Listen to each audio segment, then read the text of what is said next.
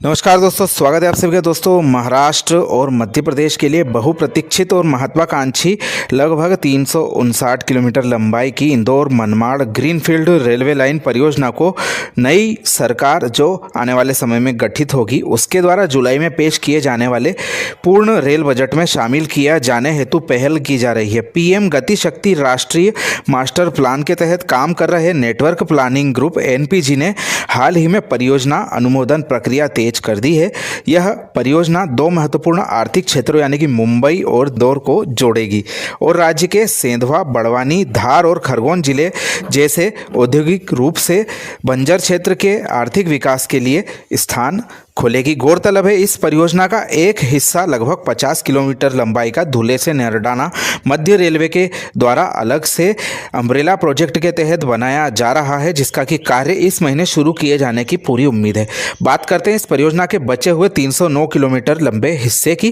केंद्र के network planning group की 66वीं बैठक मुंबई से इंदौर तक सीधा रेल मार्ग खोलने के लिए 309 किलोमीटर लंबाई के इस नई रेलवे लाइन प्रक्रिया पर अपीकृति के लिए कदम उठाए हैं। पिछड़े इलाकों में बेहतर कनेक्टिविटी और सामाजिक आर्थिक विकास को बढ़ावा देने के उद्देश्य से महाराष्ट्र और मध्य प्रदेश के क्षेत्र में यह परियोजना विकास के नए द्वार खोलेगी। जो बैठक हुई है उसमें पीएम गति शक्ति राष्ट्रीय मास्टर प्लान के सिद्धांतों पर आधारित एकीकृत परियोजना के परिप्रेक्ष्य में परियोजना विवरण की जांच की गई।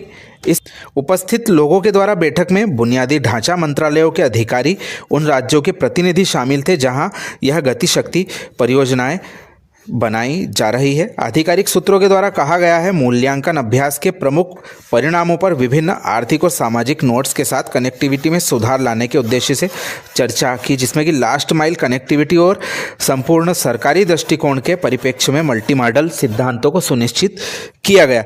जैसा कि आप सभी जानते हैं, यह परियोजना काफ़ी पुरानी है। राष्ट्रीय महत्व की इस परियोजना को मध्य प्रदेश सरकार, रेल्स मंत्रालय, जहाज रानी मंत्रालय सहित त्रिपक्षीय पार्टियों द्वारा पहले बनाया जाना था। बाद में जहाज रानी मंत्रालय ने इस परियोजना से खुद को अलग कर लिया गया।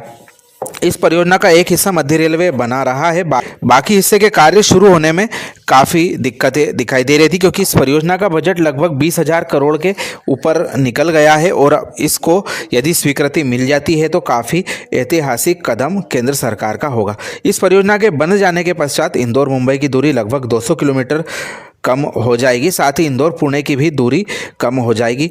पूर्व में 10,000 करोड़ के आसपास यह परियोजना की लागत थी, लेकिन अब बढ़कर जैसा कि हमने बताया 22,000 करोड़ रुपए के ऊपर पहुंच गई है। परियोजना का सबसे महत्वपूर्ण पहलू यह है कि देश को इटारसी और भोपाल के अलावा दक्षिण भारत और पुणे पहुंचने के लिए एक वैकल्पिक मार्ग प्रदान करेगा।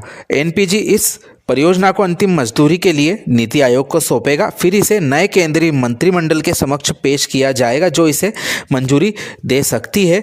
इसके पश्चात इसे अगले महीने रेल बजट में शामिल किया जा सकता है।